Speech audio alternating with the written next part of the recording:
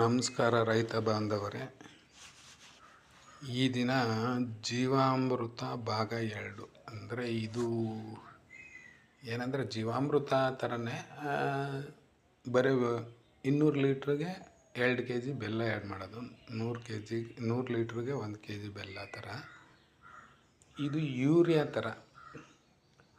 ಇದು 10 ದಿವಸ 15 ದಿವಸ ಬಿಟ್ಟು ಡ್ರಿಪ್ಗಳಿಗೆ ಬಿಟ್ಟರೆ ಯೂರಿಯಾ ಥರ ಒಳ್ಳೆ ಪೌಷ್ಟಿಕಾಂಶ ಸಿಗುತ್ತೆ ಅಷ್ಟೇ. ಇದರಲ್ಲಿ ಗಂಜಲ ಸಗಣಿ ಆ್ಯಡ್ ಮಾಡಲ್ಲ, ಬರೀ ಯೂರಿಯಾ ಥರ ಮಾಡೋದಿದ್ದು.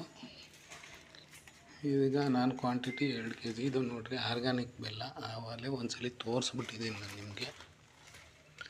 ಕೆಮಿಕಲ್ ಇರಲ್ಲ ಈ ಬೆಲ್ಲದಲ್ಲಿ.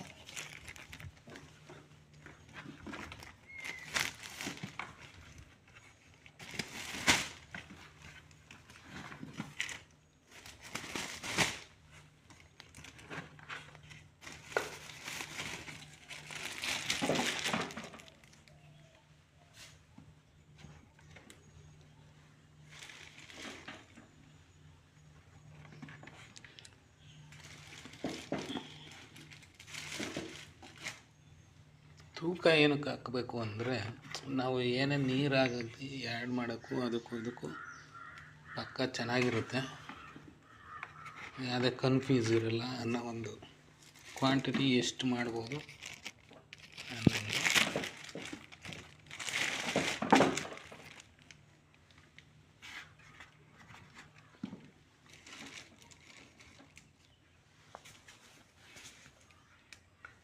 ನೋಡಿರಿ, ಇದು 2 kg ಬೆಲ್ಲ 200 ಲೀಟ್ರಿಗೆ ಆ್ಯಡ್ ಮಾಡೋದು. ಇದು ಅದೇ ಆವಾಗಲೇ ಹೇಳಿನಲ್ಲ ಆ ಥರ. ನಿಮ್ಮ ತರಕಾರಿ ಆಗಲಿ, ಯಾವುದೇ ಮರ ಆಗಲಿ, ಸೊಸೆ ಆಗಲಿ,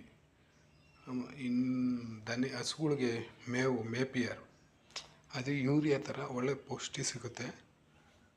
ಇದು ಆ್ಯಡ್ ಮಾಡೋದು ಹೆಂಗೆ ಅಂತ ತೋರಿಸ್ತೀನಿ.